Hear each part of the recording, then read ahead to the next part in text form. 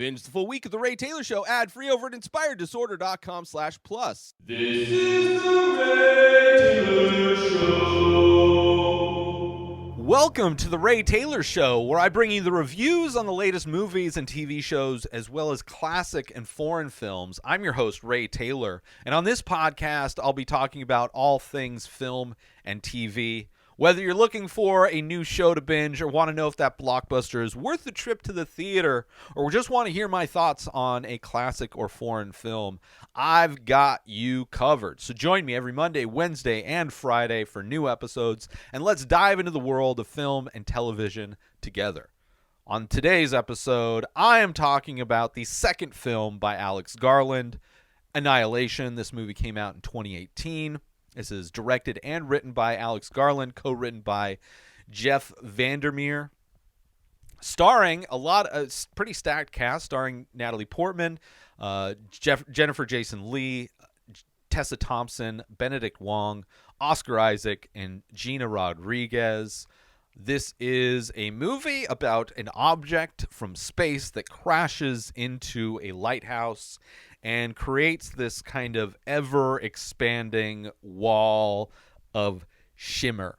They referred to it as a shimmer. They sent previous missions in to research what is on the other side of this shimmer wall, that bubble that keeps expanding, only to never return. And this movie follows a team of female scientists who enter the zone to research it. This is a movie that I would say far more complex than his first film, Ex Machina, which I watched and reviewed Ex Machina last week, and will be reviewing and watching his Alex Garland's newest film, Men, which I have not seen, next week. And I've been doing this for up-and-coming directors, watching their films, kind of getting an idea of how they like to tell stories, and seeing how they progress as they make their films. And I would say this movie I did not like as much as Ex Machina. Definitely like this movie less. I do like that this movie is taking some big swings. I love a movie taking big swings, trying. I give movies, directors, a lot of credit for trying to do very interesting things, which I think this movie absolutely, without a doubt, does. I don't hate this movie, but I don't love this movie either, right? I like the idea of what they're trying to communicate more than I enjoy the execution. I wouldn't recommend this movie to most people, as I think most people know about this movie. I don't think it did very well, but it's a movie that I would recommend to somebody if I know that they are super into sci-fi, if they are into science in general. I think it definitely raises a lot of questions and does things in a very unique and interesting way. But for me, I didn't necessarily connect with it, and I'll get into that in my review. So not necessarily a movie that I would recommend to the majority of people. And a movie that, even after having seen it again, right, I wasn't a big fan of it. I believe this is actually going to be my second time reviewing this movie on The Ray Taylor Show. So if you want to hear my fresh first opinion on this movie, you can go back to an early episode of The Ray Taylor Show and check that out. It may have actually been on an older podcast, Ray Loves Movies. I don't know, but I know I've seen this and watched it and reviewed it and didn't really like it necessarily. And I had a lot of the same problems this time around that I did. I believe that I did. I didn't go back and rewatch, but I remember specifically while watching this movie in the theater having some issues with it that were mimicked again while watching it at home. And the main thing I would say of this movie is that it's kind of slow. It is a very slowly paced movie that brings up a lot of questions. So slowly paced and a lot of ambiguous, unsure confusion. So There's very little to keep you invested. Aside visually, I think this movie is amazing.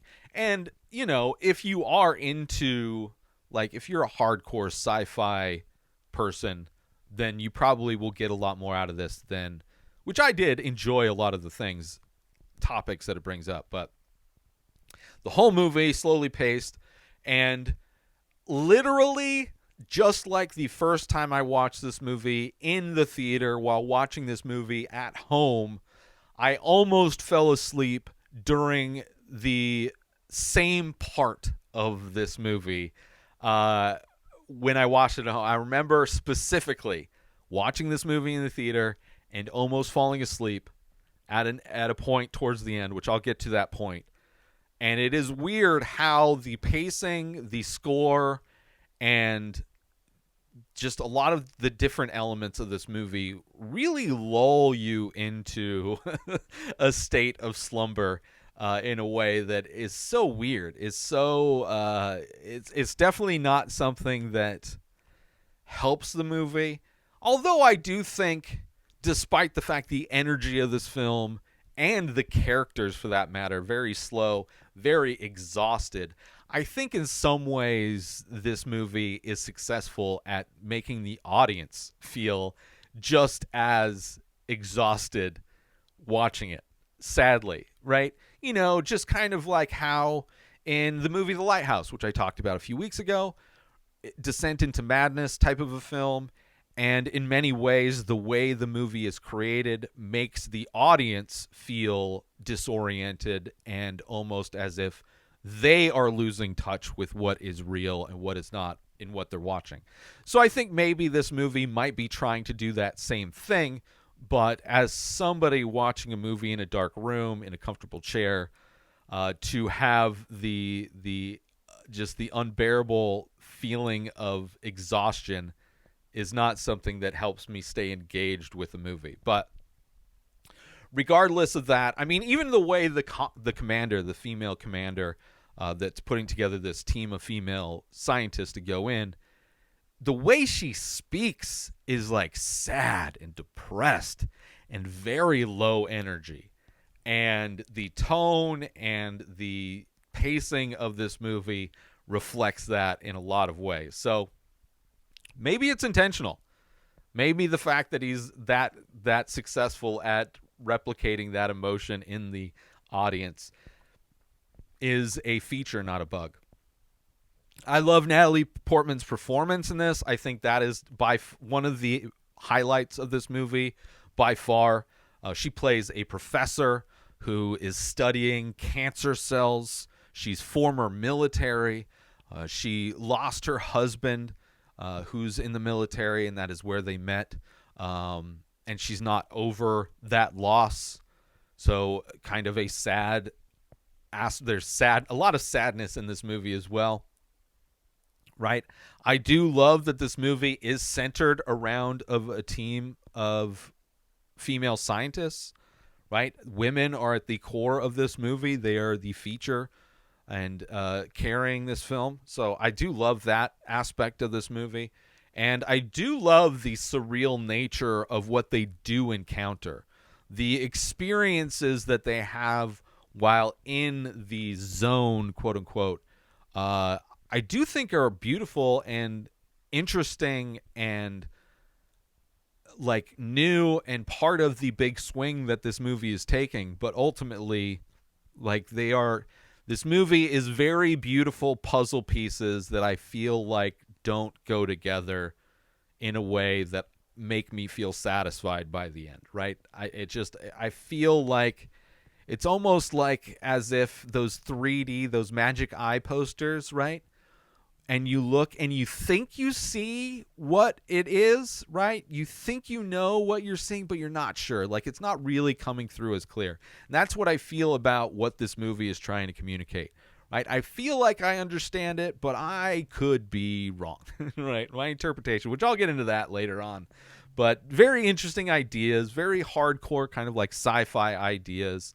Right, the concepts that it introduced are interesting, and how they're visualized is very beautiful.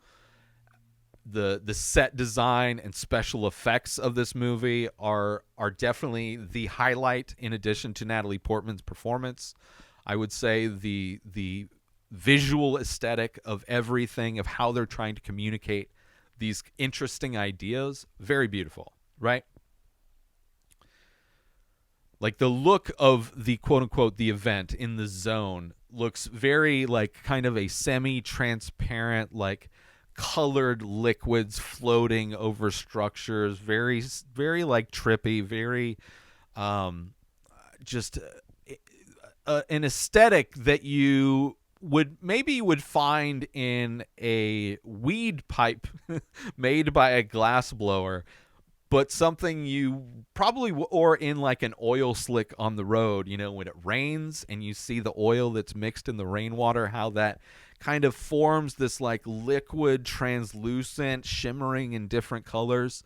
Like it has that kind of a look to it, which is gorgeous. Let's take a quick break from this episode to talk about, are you a fan of art, movies, and all things entertainment? Then you need to check out youtube.com/inspired disorder. Our page is jam-packed with all kinds of great content, including making of videos of the many faces, an ongoing art series of abstract ink paintings. But that's not all. We also feature daily episodes from The Ray Taylor Show, a podcast that brings you movie reviews, TV show reviews, episode recaps, opinions on news and entertainment, and much more. There's also a weekly diary and top 5 movie rankings of a variety of categories. And if that wasn't enough, we've also got how-to videos covering all kinds of topics. So why wait? Head on over to youtube.com/inspired disorder and start exploring the amazing content we have to offer. And now back to the show.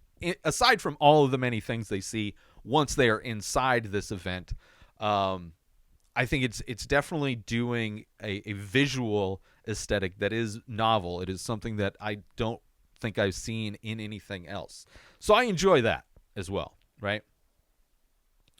And there's different shots in this movie that are very interesting. There's a lot of obstruction. There's a lot of the themes of this movie, but a lot of the practical ways that this movie is shot. There's shots where of hands. There are 2 people talking at a table, and there's a glass of water, and the shot is through that glass of water and seeing how that glass of water distorts what you're seeing. There's a shot through like crinkled plastic in a hospital setting that is distorting what you're seeing. Once they are inside the event, there is a theme of the fact that everything is being distorted in that. So there's definitely distortion is a big theme of this movie and is also present in the way it's filmed, the visual aesthetic of this film. How there are many shots that are distorted when viewed through a different material of sorts. So, right, different things that I noticed, I appreciated, but again, ultimately, the end product of this movie, just like, I don't have a firm grasp of what the meanings are. But at the end, I'm going to get into spoilers, but at the end, I'll kind of discuss what my theories are of what happened, how this ends. I would say that this is a movie type of movie that I do enjoy. I enjoy a movie that doesn't spoon feed the audience, that's not super heavy-handed about what it's trying to communicate, right? I love a thing that is a bit ambiguous, right? I don't mind that. I just think that is a tricky line to ride in film, where sometimes when I don't grasp the majority of there's very little to really hold on to and to understand. It's hard to really understand any of it, right? It's almost too much. So I appreciate that it does that. I think maybe if just the pacing if this wasn't a movie that lulled me into sleep, I probably appreciate it more. But that's not what it is. And that's okay. I don't have to like every movie.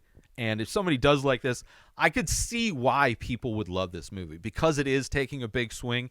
If it's something that touches somebody or brings up ideas that somebody connects with in a way, I could totally understand somebody loving this movie. I am not that person. I am not that person. I don't hate it, but it's one of those movies where, it's well made, interesting, but not a mass. Like, I can understand why a lot of people wouldn't like this movie. But I'm going to be talking about spoilers, so let's get into that. I do like Oscar Isaac coming back for another Alex Garland film.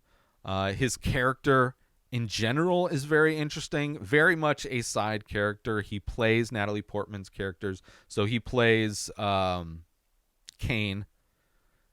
Lena is Natalie Portman. So Kane and Lena are married. Kane disappeared on a mission, out of nowhere comes back, and they have the conversation at the kitchen table where you see that abstracted view of her touching his hand through the water, and it looks reversed.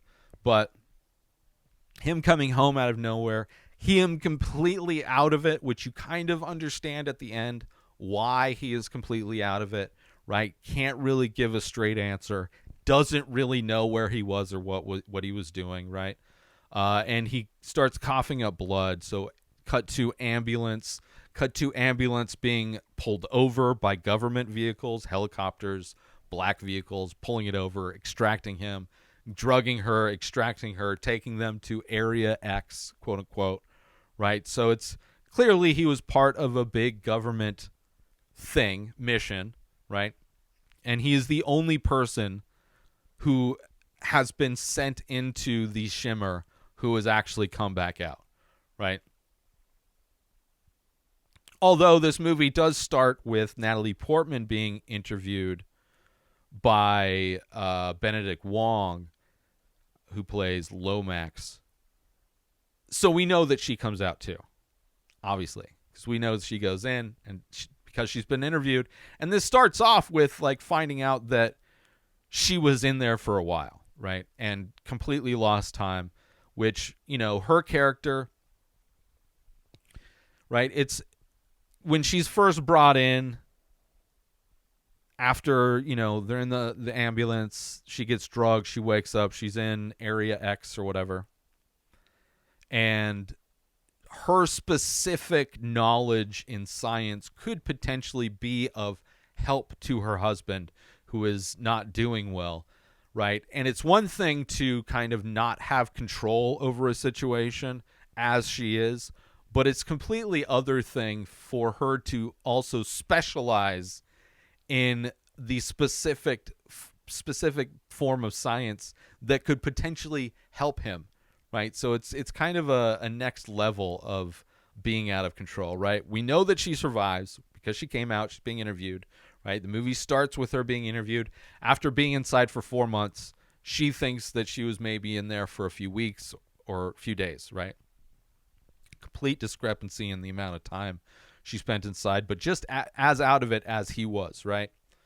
And we see during, like, we cut from events while she's inside to cutting to the interview of her and Benedict Wong, and you see that she has a figure 8 tattoo, which another one of the scientists had that she didn't have going into it, but when she came out, she had that tattoo. And I think that plays into my theory of what actually happened while she was inside, right? And throughout this movie, we see different flashbacks through dreams that she's having, seemingly, right? Cutting back to moments before her husband Kane left, cutting to moments with one of her colleagues cheating on her husband, where I'm sure at that point she probably didn't know if he was alive still, right?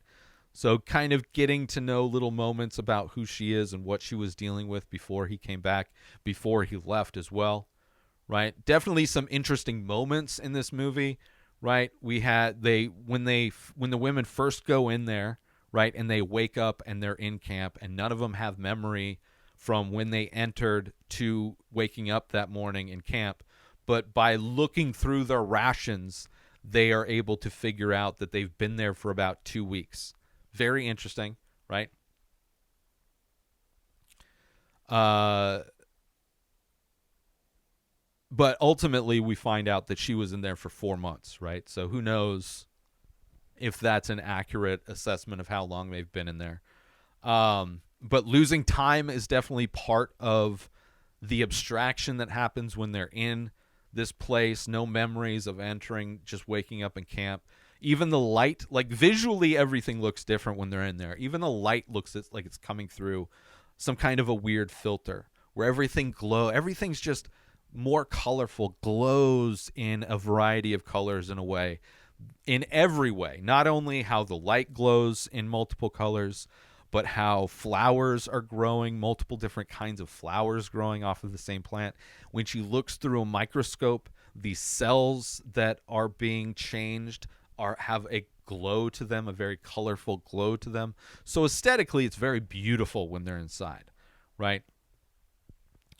And we see that a lot of things are very weird once you're inside. Not only the fact that, a variety of different flowers are all growing on the same plant, but they find a camcorder from a previous mission, from the mission where Kane was there, and we see Kane cut open a fellow soldier's stomach to show that his intestines are like crawling around inside of him like a bundle of snakes almost, right?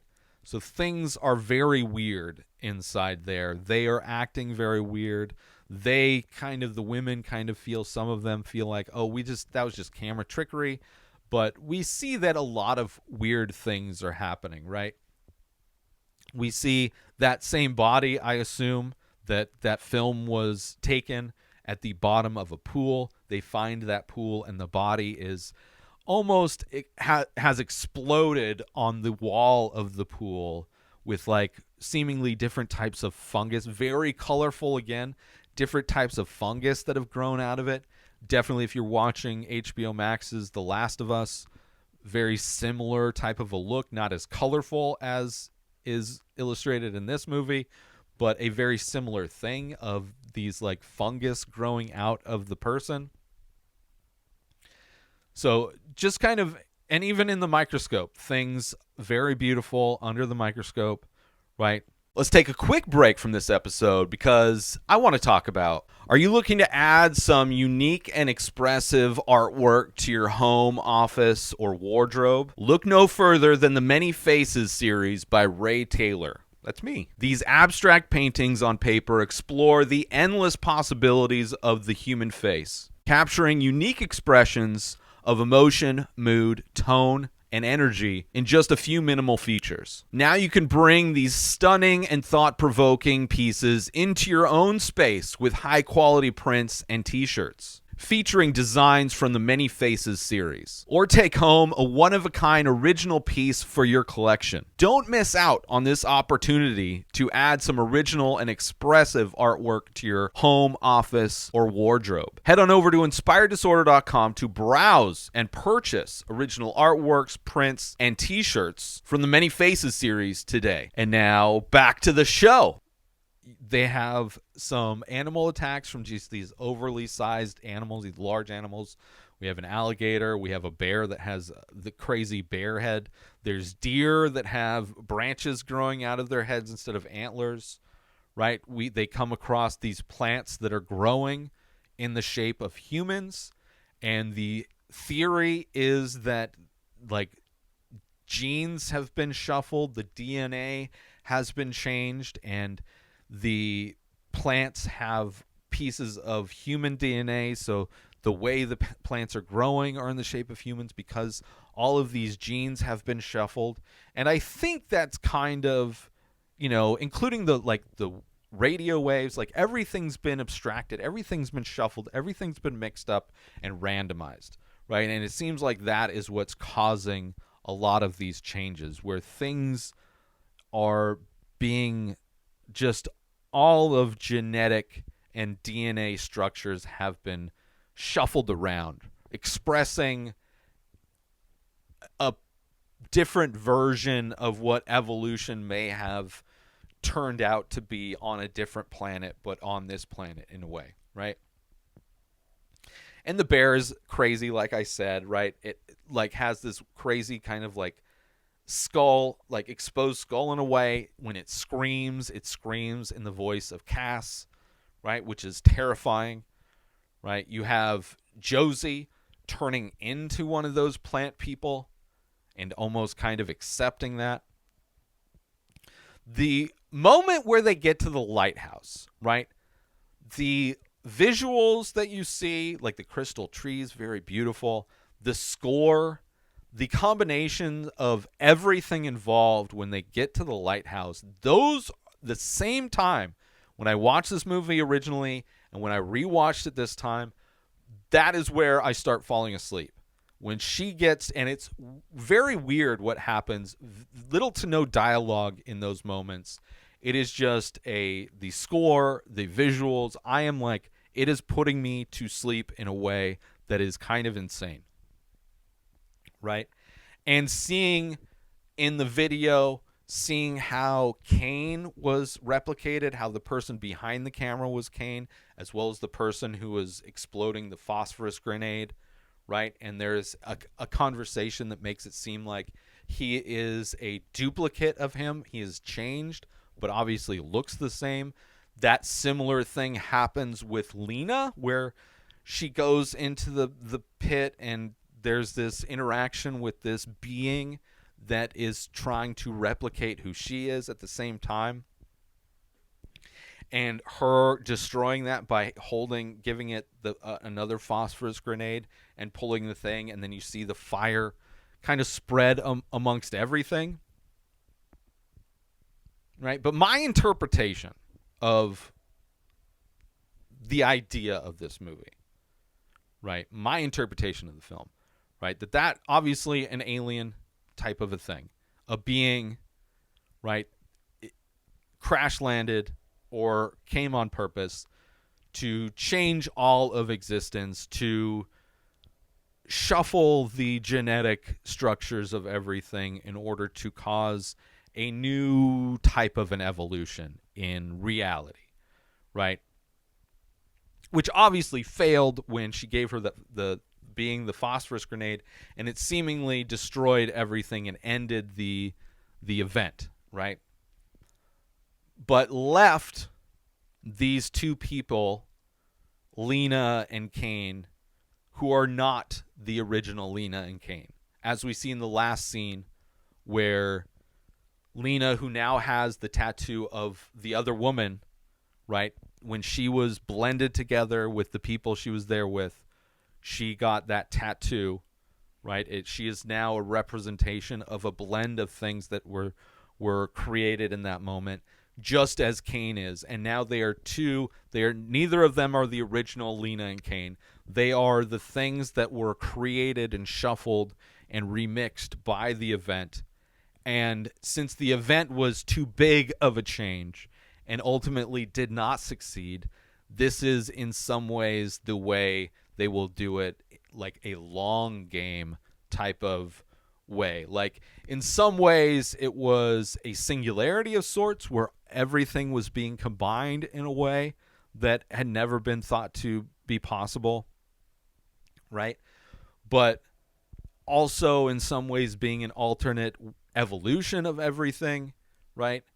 And when they both give each other a hug, knowing that they are both duplicates, and that is why they don't have the clear memory. That is why they are so out of it, because they are not the authentic person. They are not the original version of those two people, that they are now this changed being, and now they will procreate and kind of create this new version of life on this planet that was unsuccessful it's almost like the plan B of this overall changing of humanity, right?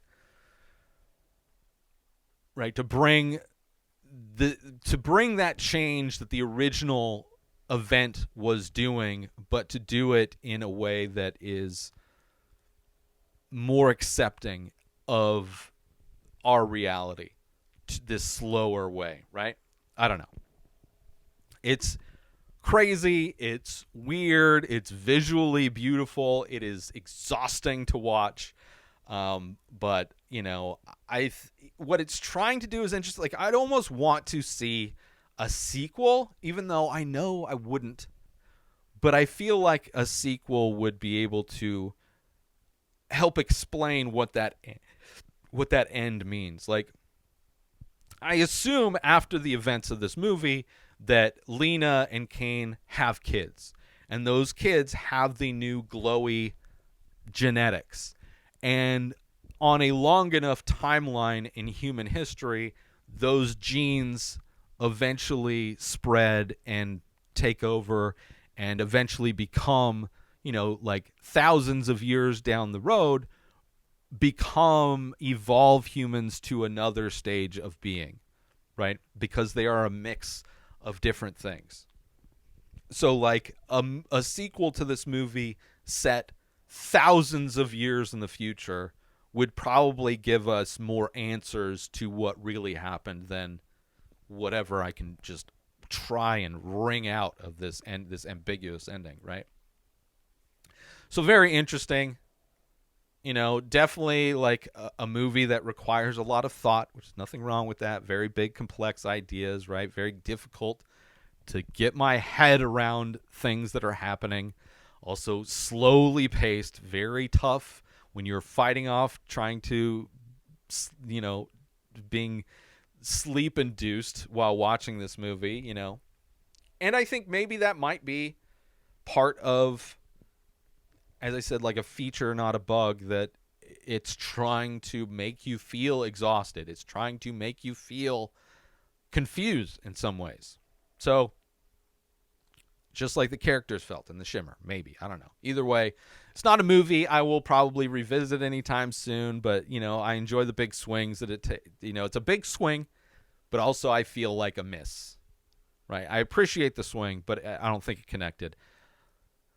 And, I appreciate movies that, try to make you work to understand them. There's definitely a lot of movies that I do enjoy that are similar, but big swings, but also connected, at least in more ways than this movie does, right? And I think maybe more energy would have helped in some ways, right? And it's definitely my second favorite Alex Garland film out of the two films I've seen so far. So I'm very interested to see what he does in next week. I'm going to be reviewing Men, which I've heard is also very weird. Very interested to see what he does. He's definitely somebody that enjoys tackling and big ideas in a very creative way. So we'll see how, if it is another big swing, see how well it connects with me.